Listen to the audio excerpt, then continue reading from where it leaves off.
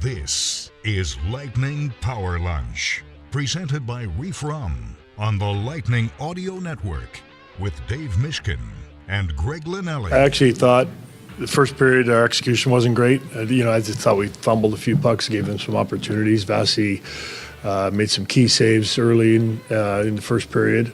And then I thought we started to find our game in the second and third period. I thought we controlled most of the play in the second period, played a lot in their end. Nylander got behind us a couple times, but other than that, I thought we were starting to be pretty good. Started to move the puck around a little bit and started to control the play. Yeah, Lightning win last night 6-2. I mean, 4-2. They had a couple of goals disallowed. That was crazy. The beauty of sports, you never know what you're going to witness. And I don't know if I've seen, I'm sure I have, but it's been a while, 2 goals overturned like that. And usually, you guys point this out in the broadcast all the time, when another team challenges offsides, I'd love to see the percentages, but typically they're right. Yeah. You're not challenging unless you're in desperation mode. Yeah. Where was in the semifinal game of the Olympics, Finland and Canada were playing. Canada scored a late power play goal with like 30 seconds left, and Finland challenged offside in the entry. It was close. I mean, it was not so obviously onside, but it was onside. But there, it's like, I'm not sure if this is actually a winnable challenge, but let's roll the dice because we're down 3-2 with 30 seconds left. Right. That's different. Sure. First period, usually if the challenge comes immediately too, the video coaches are on it. And both reviews were quick. Like, the linesman didn't take very long to determine that both plays were offside. For sure. We've talked about this, and the Lightning are pretty measured about it after the game. They won the game. Maybe that helped. But I think even if they'd lost the game, they would have answered it the same way. Look, they were offside. They were. But how many goals have come off the board since this offside rule has gone into effect, where you can challenge and where we have these, incredible camera angles to determine if a play is like a millimeter offside, for a league that has really done everything else to accentuate offense and scoring chances and, create more offense. This is one where we've just had a ton of goals taken off the board. And, I'm trying not to wear lightning colored glasses here. I have to believe, I would say in the last 5 years, the Lightning are at least in a situation where they've had more goals taken off the board than they've taken off for the other team. And I feel this is almost like 2-1. Like, the Lightning have had more than twice as many goals taken off the board than they have done to the other team. Now, when it's offside, right? But, like a lot of these, the Hagel one on the first disallowed goal, Hagel being a millimeter offside or whatever it was, maybe a little bit more than a millimeter because they could see it clearly, but there was no advantage gained on that play. That's the argument we have. But the rule is in effect. The rule is not going anywhere. Every team that suits up for a game understands that these are the rules, right? And you have to do what you can to try and stay on side, or else a goal is going to come off the board. It's just frustrating, at least on this side of the ledger. If you are following the Lightning, cheering for the Lightning, playing for the Lightning, coaching the Lightning, it does feel like they are on the wrong end of a lot of these calls. And you've mentioned this before, too, and I think it's a fair point, even though we're obviously looking at things from the Lightning's viewpoint, is that the letter of the law, I'm not sure, there's the letter of the law and there's the spirit of the law. The spirit of the law. And I think that's kind of where this is. And it's not just the Lightning, by the way. We have seen calls over the years where I was seeing a post from somebody who follows or cheers for the Avalanche. They're like, we get a lot of goals taken off the board. And look, if you score a lot of goals like the Lightning and like Colorado, maybe that just means you're going to have more goals taken off the board. Good. But anyway, it didn't affect the final score, certainly. It was 4-2, not 6-2. Oh, you think Jake Gensel was losing some sleep last night? Or at least on the bench, you think he was frustrating? The team won the game, so I'm sure he was able to observe that. I don't think if he gets another... Was he more upset that he missed the open net or that he didn't bust it back as much? It was almost like he's so flabbergasted that puck didn't go in. He also tripped, but it's like he kind of put his hands on his head like, I can't believe I missed that. And the Leafs came back in a 6-on-3 and scored.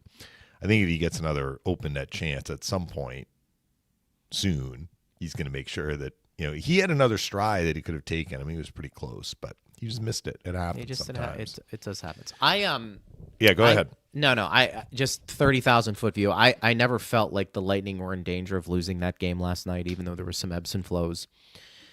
I thought Brayden Point had some jump, and it was very good to see him play the way he did. And I thought that was super impactful. I also came away from that game. Maybe it's the obvious because the record isn't great, although they had won 3 in a row coming in. Mm-hmm. Wasn't super impressed with Toronto. And I think I said to you and Phil in between one of the breaks, I said, I can't remember a game where number 34 was quiet. Mm-hmm. And maybe that has something to do with who he's playing with. Maybe it's just that first game back from everything, and I take that in consideration. But when Austin Matthews is on the ice, partner, I usually think sometimes he's the best player on the ice. He's that good. I mean, he's as elite of a player in this league as we're going to see. I didn't think the Leafs had much. And I know Nylander had a couple of breakaways. Look, that changes the game if he scores those. I never felt threatened, and maybe that's to my overall point. I never felt like the Lightning were in danger of losing that game. And maybe that speaks more to Toronto's deficiencies than it speaks to how good Tampa is. Probably somewhere in between. I don't know if you felt that way, but I just, maybe it's a tale of two different seasons. The Lightning are winning these games. Toronto's just losing them. I don't know. So statistically, the bigger problem for the Maple Leafs this year has been defense than offense. I mean, they are scoring more than 3 goals a game, but in the 2 games that the teams have played against each other, I mean, the Leafs have not done a lot offensively. They haven't. So last night's game, the first period was a bit of a choppy period, which is actually an interesting segue when we get into tonight's game as the Lightning are playing Carolina, because the Lightning will have gotten a game under their belt. Carolina will be coming into tonight's game kind of where the Leafs and the Lightning were at the beginning of last night's game. And we saw it in the first period. Guys were fumbling pucks a little bit. And there was a Darren Radish one-timer at the circle. He basically, he got a little piece of the puck, but he basically missed it. Like, that's a timing situation, right? And I think it affected players on both sides. Kind of the fluidity of the game wasn't quite there, and Rob Zettler talked about that in the clip that we heard. Having said that, I didn't think the Lightning had a bad first period. I mean, they finished with only 4 shots on net, but they had 24 shot attempts. And, of course, they had the 2 shots that went in that got taken off the board. But, those don't count. 24 shot attempts. The Leafs only had 14, but the Leafs had 8 of those 14 shots go on net. The Lightning missed the net 13 times. So, again, maybe that's a little bit of a timing situation, but I felt that they leaned on the Leafs more than in the other direction. Having said that, Ekman-Larsson hits the post in the first period, and Nylander, who ends up getting 2 breakaways in the game, had 1 in the first period. So Vasi made those 8 saves. He got a break with the goal post. The Lightning also hit multiple goal posts in the game. I think Bjorkstrand hit the post during one of the Lightning's first period power plays.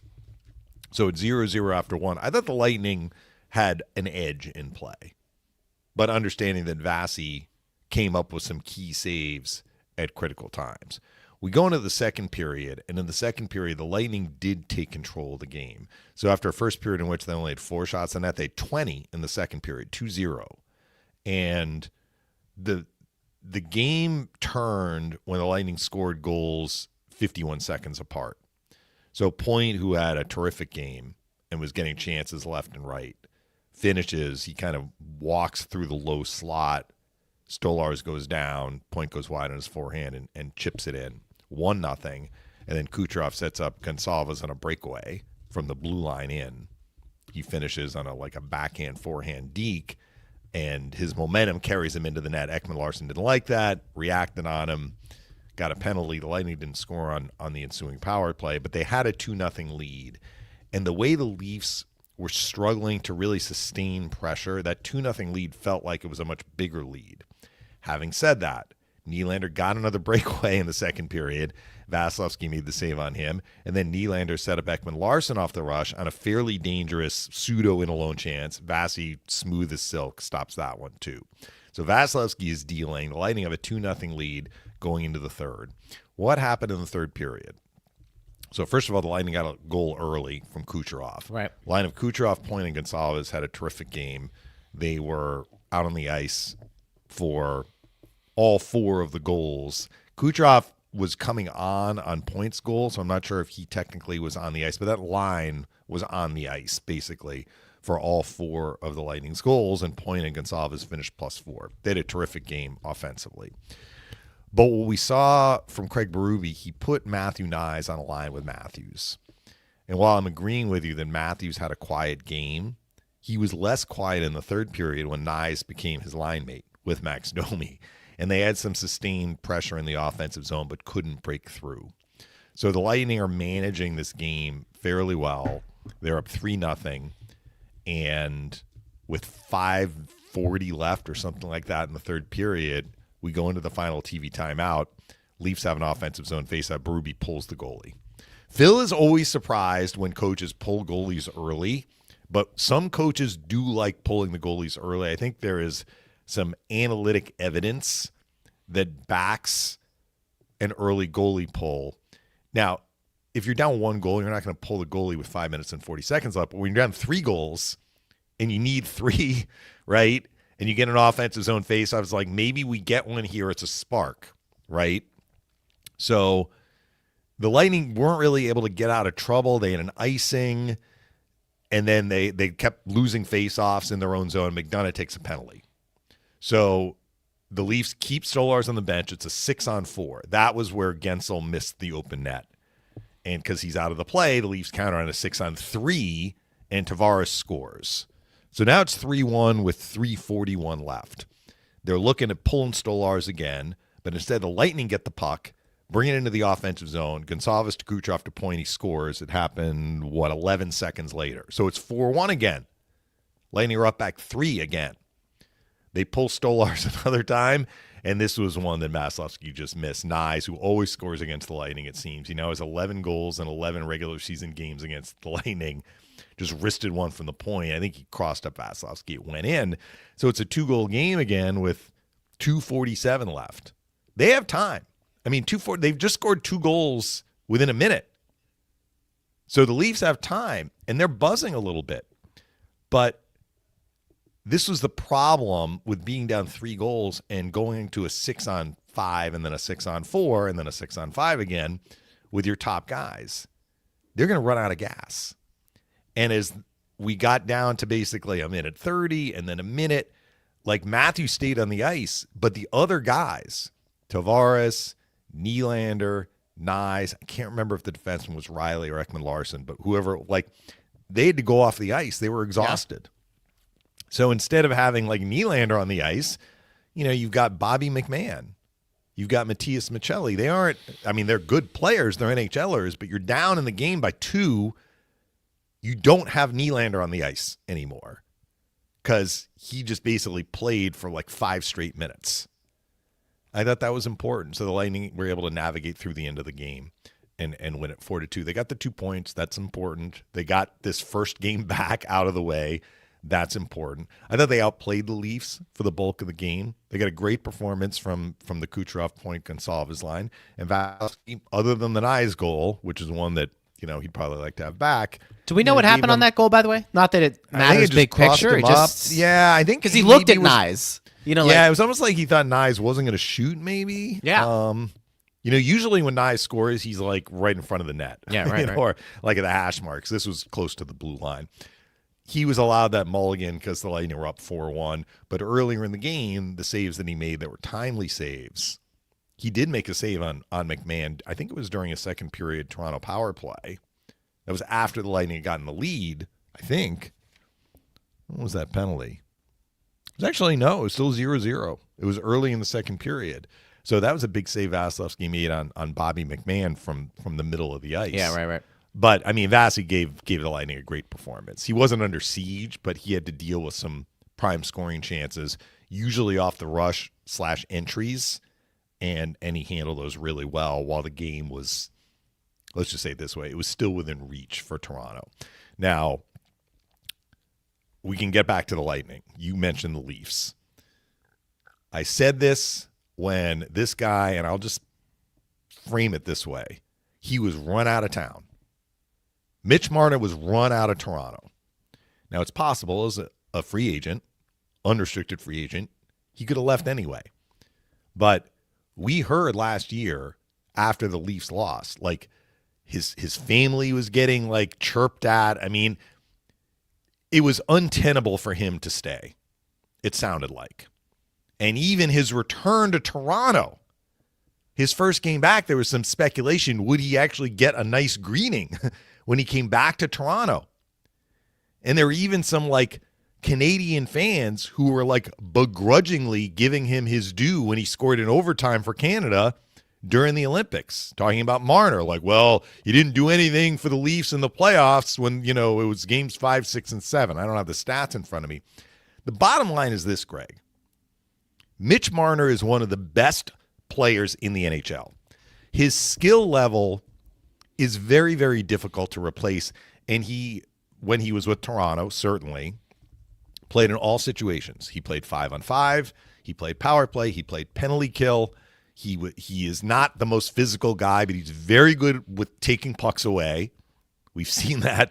I mean, he killed the Lightning when he played for Toronto in many regular season games. And you're pulling a guy like that off your roster, it is going to have an effect on what you can do in terms of having dynamic players.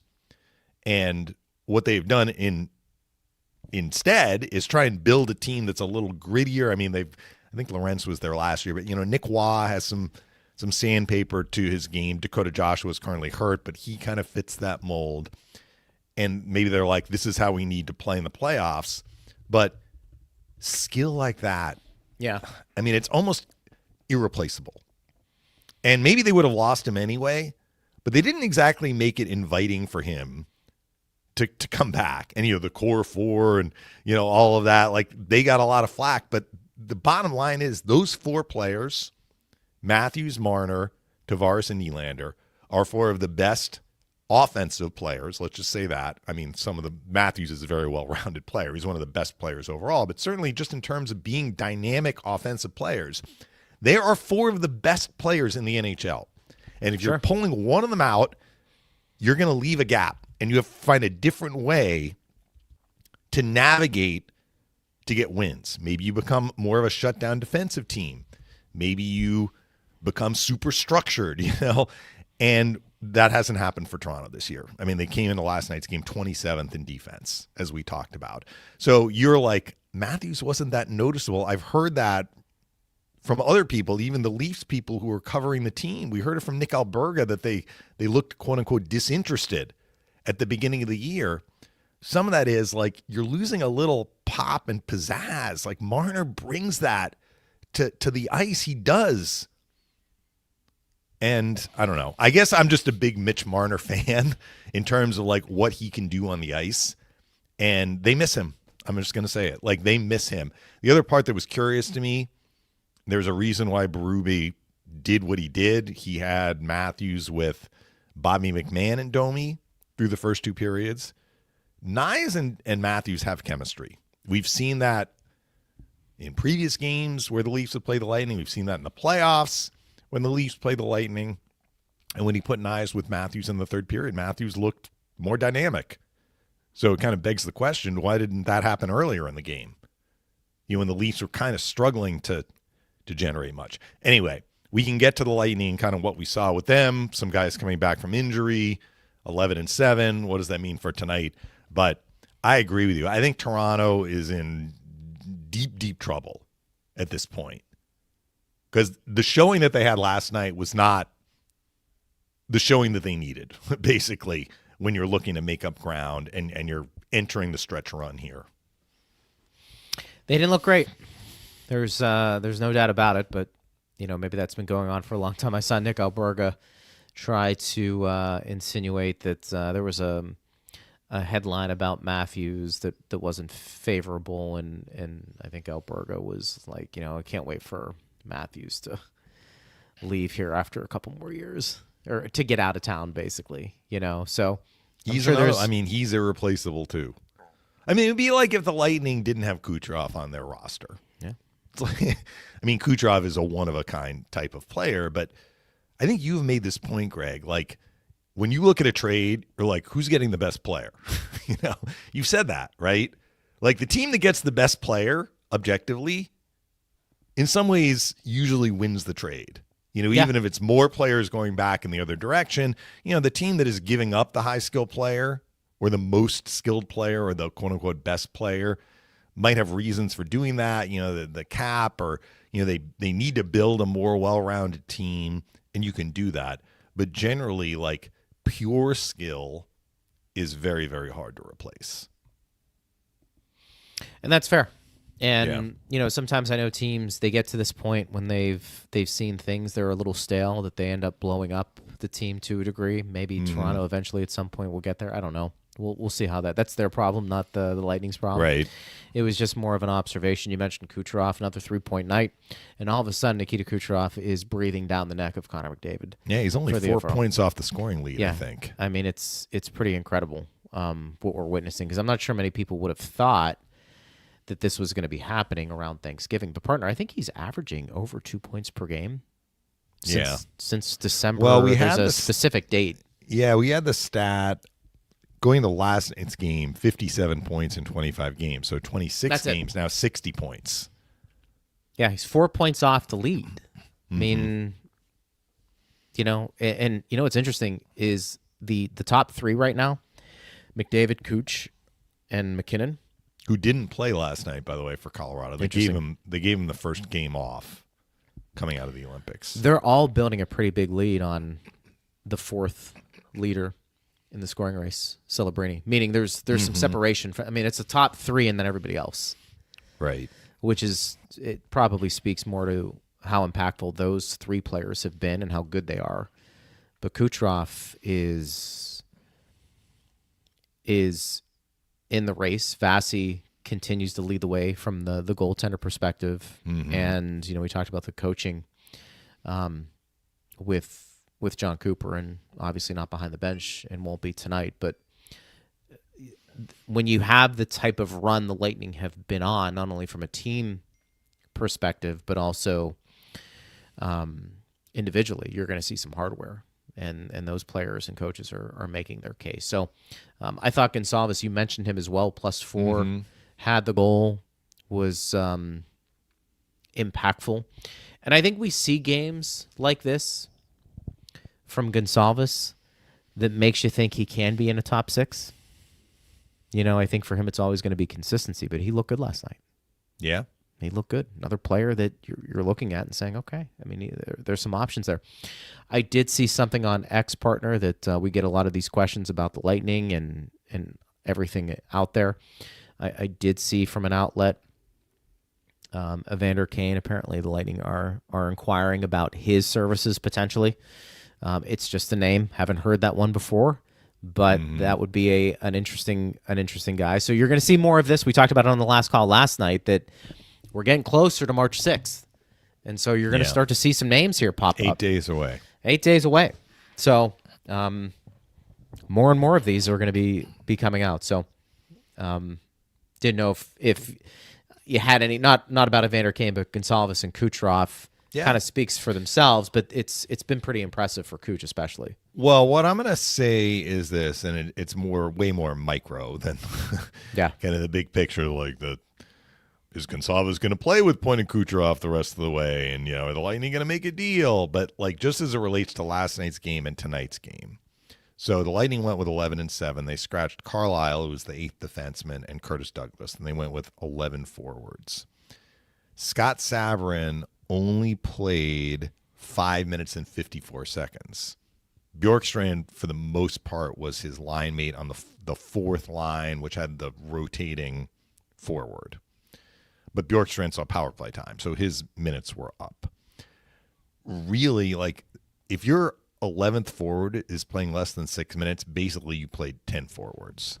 Yeah. And that's essentially what you did. In a game in which, you were never trailing. So the Lightning were able to kind of manage the minutes. I mean, nobody was overloaded, but you can just do the math, right? Like, I mean, basically they played 10 forwards on the front end of a back-to-back. So what does this mean for tonight? Are the Lightning again going to go with an 11-7 lineup configuration? I mean, maybe they swap Carlisle in. It's possible they could swap Douglas in and go 12-6. If they swap Carlisle in, it would be another defenseman coming out. So I'm very curious to see what the Lightning decide to do, not just with the lineup, as far as who's in and what's the configuration, but also the minutes tonight. Because, you did lean on your 10 forwards other than Sabourin quite a bit last night. And you're taking on a team that just has a ton of giddy up. Carolina. Carolina's an in-your-face team. As I've often said, like, if the Carolina Hurricanes were a basketball team, they would be playing the full court press the whole game. That's how they play. So I'll be curious, as I said, not only to see the lineup configuration, but also where the Lightning's energy level is at as we get deeper into this game. But they made the choice to go with 11-7, and they made the choice to play Sabourin, let's just say, limited minutes.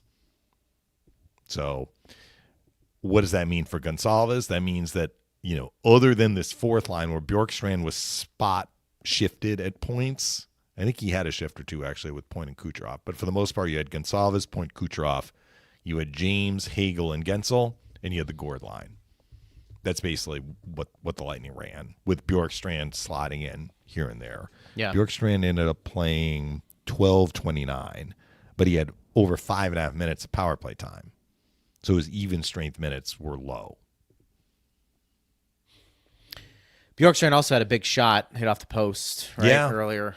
Phil and I got into a little conversation about it. Like, I actually could see that Bjorkstrand was trying to shoot up, and, he missed the net a couple of times going high, and Phil was like, got to hit the net. Like that's what Phil always says. Right. And I'm like, I actually didn't mind that Bjorkstrand was trying to go up, because if he goes up, his shot becomes almost unstoppable if he can get it under the bar, as opposed to shooting it low or lower where it may hit the goalie. Right. What's interesting? There are two players on this team who I think offensively expectations were high and maybe haven't gotten to that level consistently this year. I think one guy's breaking out, and that would be Brayden Point, even though he was nicked up. I think he's finding his game. Yeah. I do. And let me just add, Greg, because he missed the time with the injury. Yeah.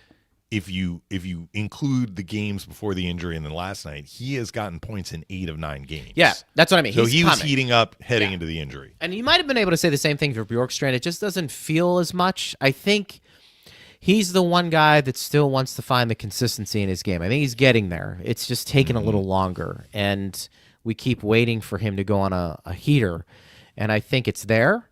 It's just, can we see it? And, ideally, I think if you're a Lightning fan, which you are, listening to the show, man, in the playoffs, that would be something.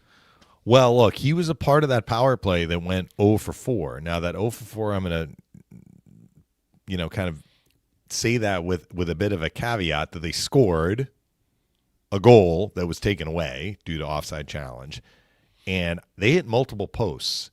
Toronto's penalty kill is good. Toronto's penalty kill entered last night's game 5th in the NHL. So, 5th in the NHL.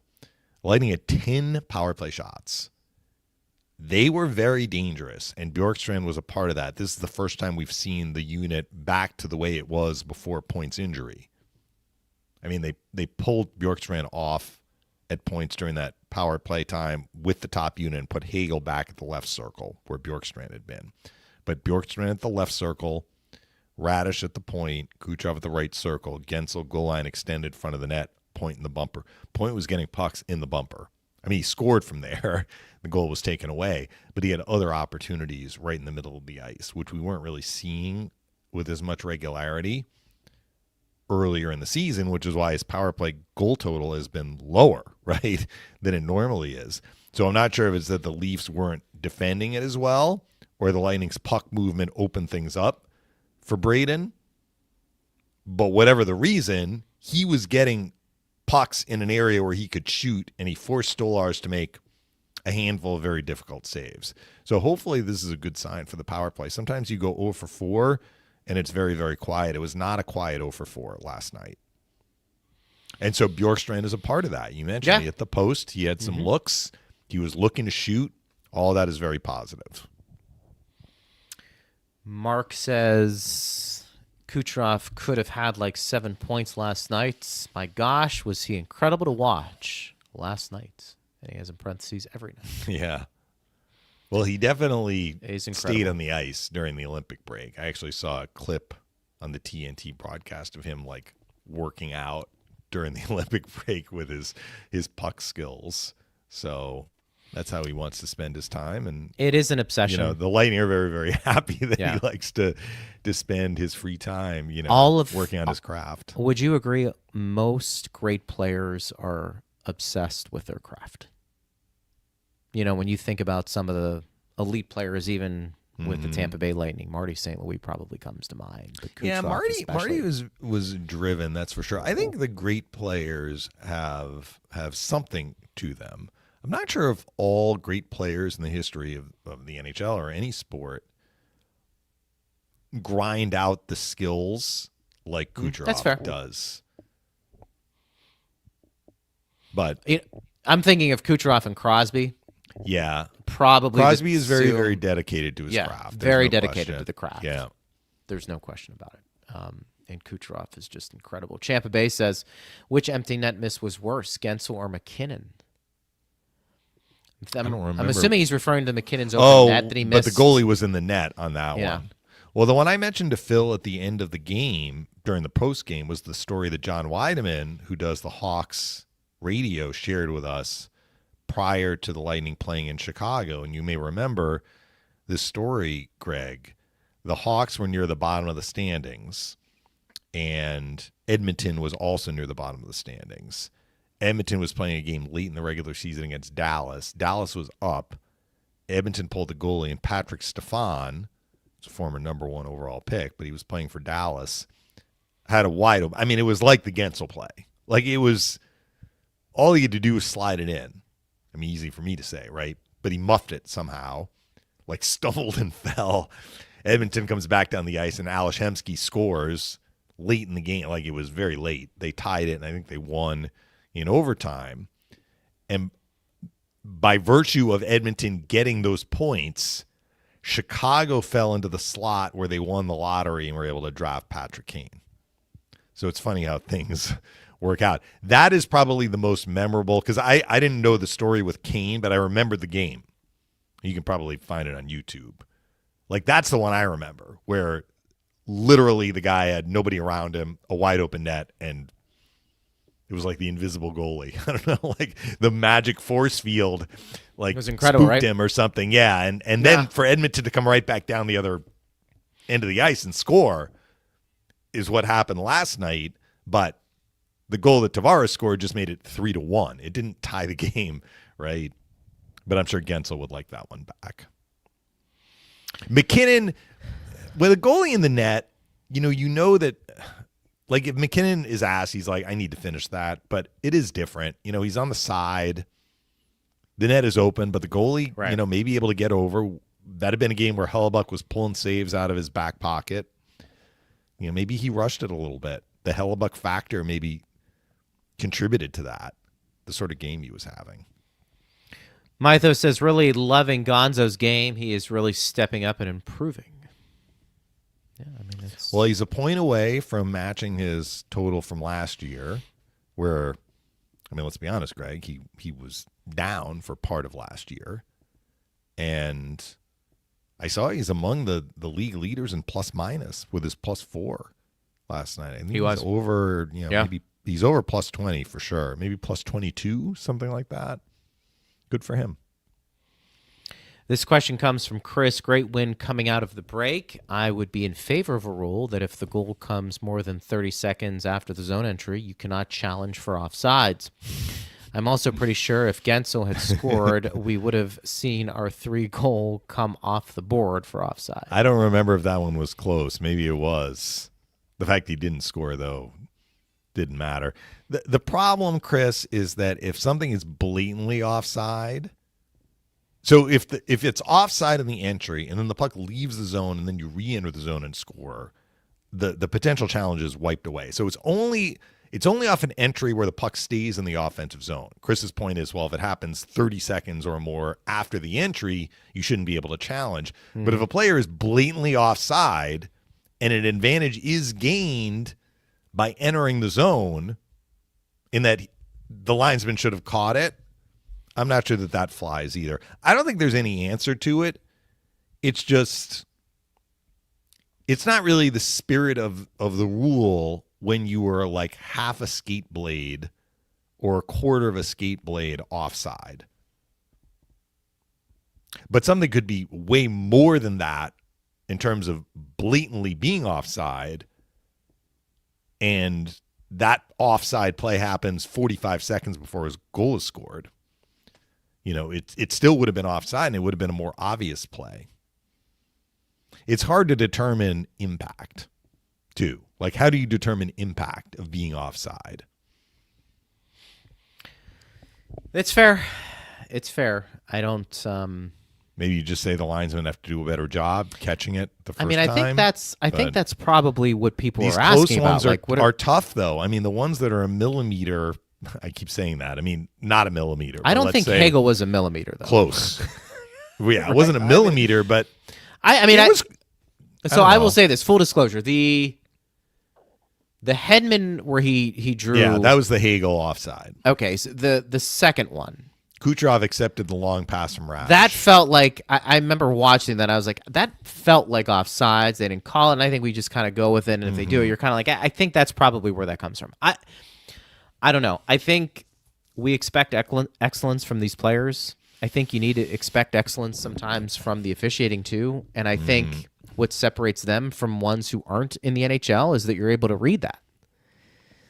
And do guys have bad games? For sure. Game moves incredibly fast. We've talked about that. Maybe there's some technology that can buzz them on the ice that, if it's maybe we're entering that territory. But I also think sometimes the computers get it wrong, though, too. They do, for sure. They do. I guess the only way to crack down on that is you would have to say the linesman has to be better in that instance. So, whatever. It is what it is. You got to deal with it. And I think that's kind of where we are. Eric says, great win by our boys last night, Bassey. Is just awesome. Yeah, I mean, I think that's been one of the other reasons the Lightning have been so good this year is that most people you talk to, even ones who cover the team like we do, feel like Vasi is in that form of what we've seen previously over the last handful of years, where he's been just incredible. Whereas maybe last year he was really good, but wasn't outstanding, however you want to phrase that. I mean, that was one of his best statistical seasons last year, other than wins. The eye test feels like this year he's just he's really dialed in, vintage. Looking calm in the net. Yeah, which is a little different. Weren't you telling me the story? Braden Coburn was mentioning that when Vasi was first coming into the league, like he was so athletic and acrobatic, and now he's very kind of controlled with how he moves around the crease. I mean, the saves he made on the best scoring chances Toronto had last night, the 2 Nylander breakaways, and I would say the Ekman-Larsson opportunity, like he barely even moved. He was just set, made the save, and kept the puck out. Thaw345 says Patrick Stefan, ha ha ha. So that was that was the play, right? Maybe he looked it up on YouTube. Andrew says, by the way, apparently we're getting told that was a fake news account about the Evander Kane. But Andrew says, I saw the Evander Kane rumor. Supposedly Lightning had interest in him a few years ago. I don't think he's the same player he used to be. Seems his defensive game isn't very solid, although perhaps it never was. Interested in your thoughts about him. Well, he's played on some teams that have been out of the playoffs, but he's also played on some teams that have gone deep in the playoffs. I mean, was he on Edmonton both of the last 2 years that they got the Stanley Cup final? Maybe. Played? I think he was. So He's been a good player. He's been contributing to teams that have done well in the playoffs. I just don't know about, like you bring in a player that we would classify not just as a complementary player. And maybe Patrick Kane, Evander Kane is now at the point in his career where he's more of a complementary player than a difference-making player. But if you're going to bring in a difference-making player, you got to make sure that it jives with everything else that's going on your team. So that's a consideration that, Julian and his staff take into account. And also making the money work, which, we talked about that as it relates to other potential, players that the Lightning might target. Carl says Hedman still looks rusty. Had a couple of mistakes getting the puck out. Hope it's just a confidence thing that a couple of goals can cure and not a lingering injury still. Look, I would agree. Victor has not had a good season so far. But, let's keep in mind that he hasn't played that much. So getting some consistent reps, I would think, would help him. I don't think he's had the consistency, and I think that has been the issue. Whether you want to attribute that to the injuries or anything else, I think every athlete wants to get into a rhythm and get into a groove, and I would agree that just hasn't happened as much for Hetty. And like I've said before, I think for him, use the rest of the games to get ready for the playoffs. Mm-hmm. Show the consistency there. Anthony says, I'm pretty sure Vasi is leading the league all-time in shutouts lost in the last 5 minutes to the meaningless goals. Also, Kucherov offsides this year, around 6 points lost to challenges. Yeah, Kucherov's had some empty net goals taken away, I remember, on offside challenges. It's hard to argue that Vasilevsky, okay, if Gensel scores the empty net goal, Tavares doesn't have a chance to come back down the ice and score. But I don't know. There have been many games where the Lightning are up 1-0 and Vasi loses a shutout in the last 5 minutes. It happened in the Pittsburgh game. But the Lightning scored late in that game, too, the at-Pittsburgh game. Most of the others, the Lightning are up multiple goals, and he happens to lose the shutout, but they still win the game. And I think that Vasi's happy with the win. Vasi's aware of his numbers, for sure. Aren't they all? But They're all. Yeah, of course. But he didn't just give up one. He gave up two in the last 4 minutes or whatever. And the Nyes goal is on him. I think he would be the first to admit that. Everly says Leafs are in trouble. FKA 322 says hard to believe there could be no Leafs or Panthers in the playoffs this year. Yeah, and they play each other tonight in Sunrise. So one of those teams is not getting 2 points. And you're running out of runway to make up ground. The Lightning have a huge lead on both those teams. They're 17 points up on Toronto and now 19 points up on the Panthers with games in hand on both teams. But for those teams, it's about getting into wild card 2 at the very least. And that gap is not as wide. Yeah. Watch out for Columbus. I was just looking at the standings today. Columbus has a path to wild card 2. Columbus also has a path to third place in the Metro. Well, and they won 7 in a row. With Pittsburgh's issues, with Crosby being out, you wonder if there's an opening there.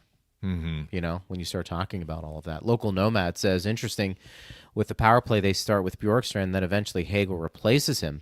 I feel Hagel has looked good with the top unit.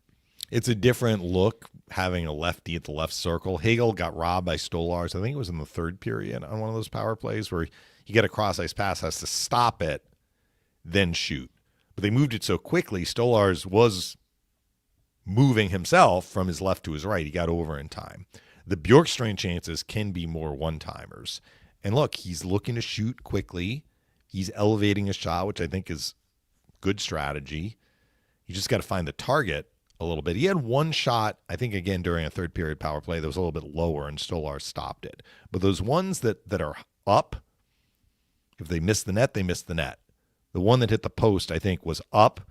It didn't hit the crossbar. It hit the post. So he was just a little bit short side post. So he was just a little bit off in terms of his angle to the net. But I actually like the fact that he was trying to go up and elevate the shot. Yeah. Didn't have a problem with it. And Bjorkstrand's a power play guy. Yep. We know that. TK says if a trade doesn't involve someone that's a right-handed face-off, it's a trade just to make a trade. You should make trades this time of year when everything is at a premium for need, not want. Well, that's echoing my sentiment that I think it's if you're going to get a face-off guy, it would be my preference to see a right-handed face-off guy because that is, to use what the fan said, an area of need to the right of the goalie are those face-offs. Now, they did have Point take some near the end of the game. I think it was actually, was it during the 5-on-6? I think it was actually during the 5-on-6 before they took the penalty. Yeah. And then on penalty kill, Point doesn't play penalty kill. Maybe he'll get some more assignments taking D-zone faceoffs to the right of the goalie. He had a pretty good night last night in the circle. Point went 13 and 10. That'll help his percentage.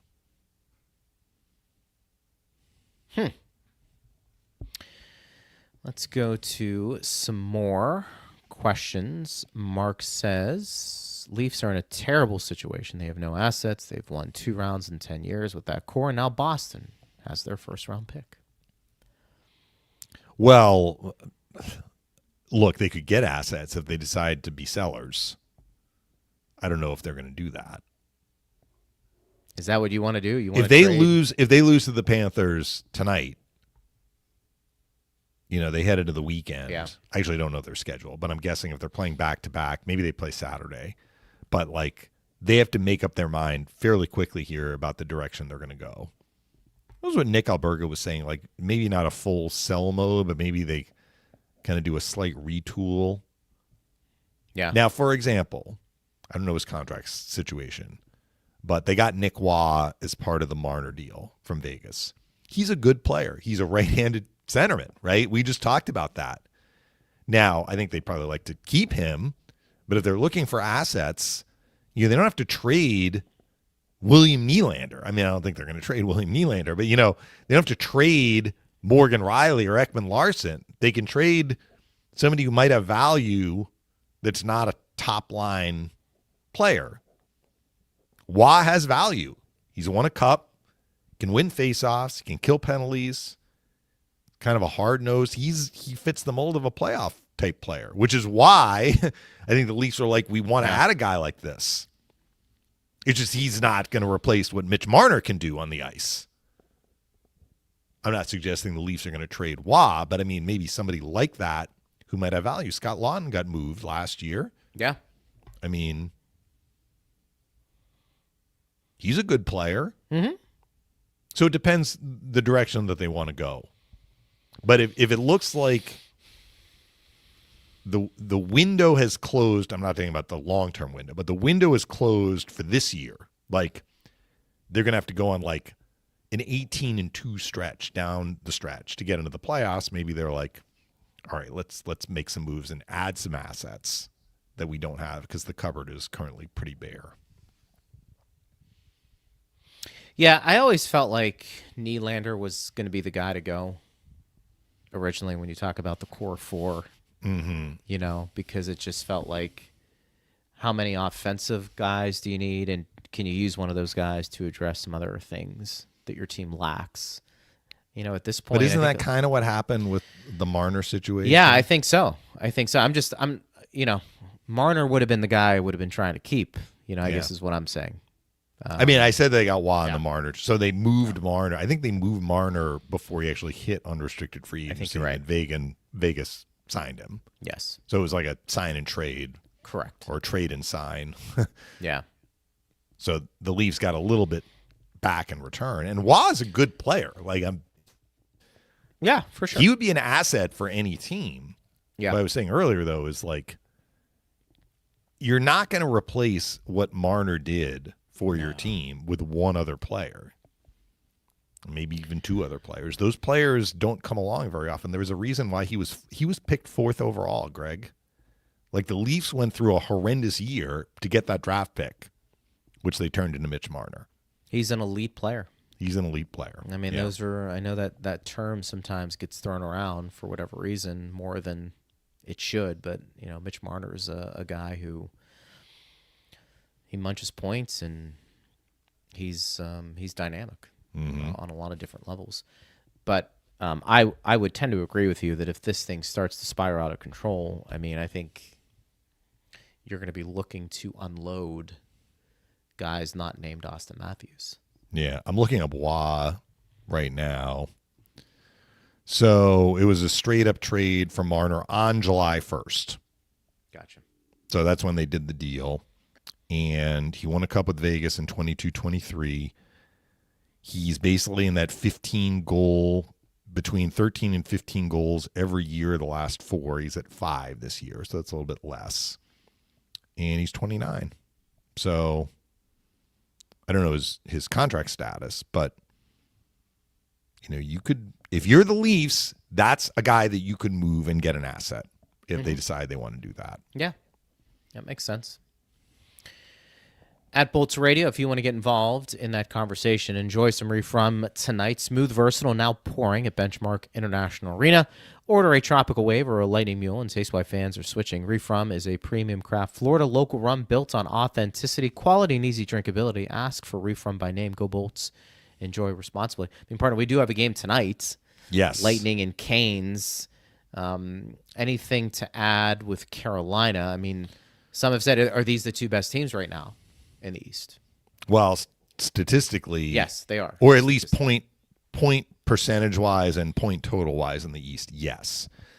Carolina, they're just like a machine during the regular season. They play the same way under Rod Brind'Amour. Even if they add some new players, they seem to, integrate those players, and those players do well. I mean, I think Winnipeg misses Ehlers more than Carolina has benefited from Ehlers being on their team. But having said that, Ehlers is a good player. They had a huge win against Florida, a team that has been their bugaboo, kind of like the Lightning. Not that the Lightning have been Carolina's bugaboo. Florida's been Carolina's bugaboo, like Florida's been the Lightning's bugaboo the last couple of years. They've knocked Carolina out of the playoffs 2 of the last 3 years that they have met in the playoffs. So when Carolina faced Florida earlier this year, 2 games they had leads in the third period and blew it. So the last time they met, Carolina blew the doors off of Florida. They beat them 9-1. Ehlers had a hat trick in that game. I think that's been his best game this year. But that win started a really good stretch for Carolina, 8-0-2 in their last 10. So they are rolling right along. They don't really have any significant weaknesses. If you want to look at their metrics, they're usually in the top 10 in all of the main metrics. They are tied for 6th in offense. They are 6th in defense. And the one area under Brind'Amour that they always are elite, if you want to think that this is an important category to be elite in, then it has a lot of value. If it's not as important, then maybe it has less value. They're usually 1st or 2nd in shots allowed per game, and usually 1st or 2nd in shots for per game. In other words, they are out shooting the opponent every game, basically. That's what they do. They are one of the leaders in shots taken per game. They are one of the leaders in fewest shots allowed per game. And this is true almost every year. They are 32nd in block shots. So if you are not allowing a lot of shots and you're not blocking a lot of shots, that means you're just not allowing a lot of shot attempts. If you're not allowing a lot of shot attempts, what does that mean? It means you have the puck a lot. That's Carolina Hurricanes hockey. And they're doing it again this year. They are in first place. I guess the surprise this year has been Bussy, the goalie, who's had a terrific rookie season. Remember, he was with Florida in the preseason. They got him on waivers. He played in the Orlando game, Panthers Lightning in Orlando. Brandon Bussy was the goalie for Florida. So Carolina got him, and Anderson has been in and out a little bit. Kucherov, who played in the first meeting between the teams, is injured. So they've really leaned on Bussy, and he's having a terrific year. I would say that may be a question mark for Carolina just because Bussy has no NHL playoff experience, but he's given them great goaltending this year. I think you bring up a good point. I mean, they've play a certain style. I think the area for them, it's just being able to get over the hump in the playoffs. But in the regular season, they are a team that can drive you crazy because there's a consistent level of, I don't want to say excellence, but if you want to use that word, you can. that is hard for teams to match all the time for an 82-game season. I am curious to see how the game starts today because Carolina hasn't played since the break. Tampa Bay did. And they don't have a ton of Olympians. I mean, they have Aho, they have Jarvis, and they have Slavin. Maybe they have some other players that played. I mean, Ehlers would have played. So I think Ehlers is Danish. He played for Denmark, like Bjorkstrand. Yeah. But they didn't have like 8 Olympians playing. Right. So most of their players that are dressing tonight did not play at all for the last 3 weeks. So it could go a couple of different ways. You're hoping with the Lightning playing last night, they worked out some kinks. They have a sharper first period, and maybe they can jump on Carolina, who might be out of whack. I mean, that sometimes the script doesn't play out that way, but I think if you're the Lightning, that's when you're anticipating. And I think we think Johansson is playing tonight, correct? I would think so. He hasn't played since the Lightning were in Columbus for their only regulation loss in the last 22. Yeah. So well, I know we took some questions. That was January 24th. We took some questions as yesterday pertaining to do we think Vasi would potentially play tonight? Let me say it this way. There is no reason to believe that Johansson won't be in the net. People are like, well, Vasi hasn't played in 3 weeks. Well, yeah, but, the Lightning still have 27 games in 50 days, now 26 and 49. Vasi is going to see a lot of ice time. So I would expect Johansson. I may be wrong, and if I'm wrong, we'll talk about it on the show tomorrow.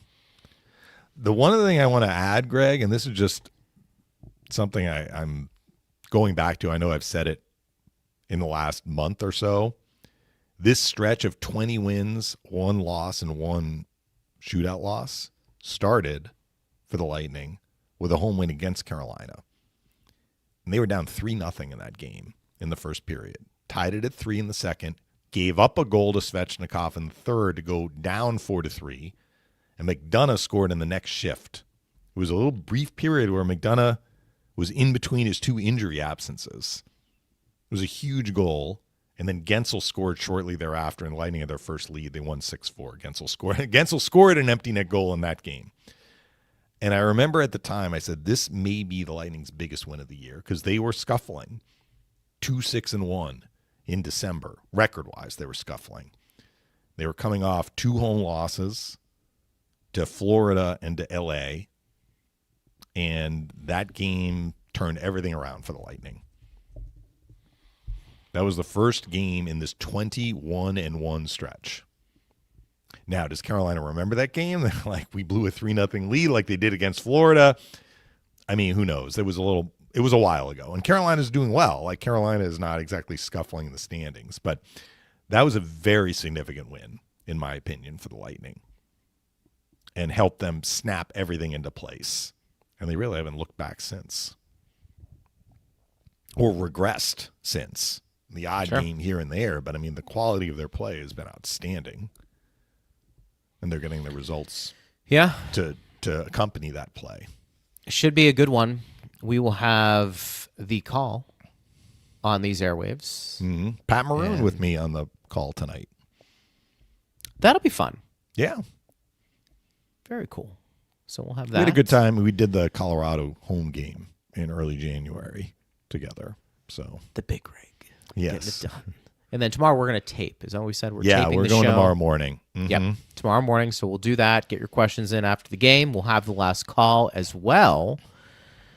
And we'll get it done as always. Well, partner, this was fun. Good job. And then I'll talk to you a little later on tonight. Talk to you in a few hours. You got it. There is Dave Mishkin. We appreciate all his work. Thanks to Steve Versnick, and thanks to you for listening as always. I am Greg Linnelli. You've been listening to Power Lunch on Lightning Radio.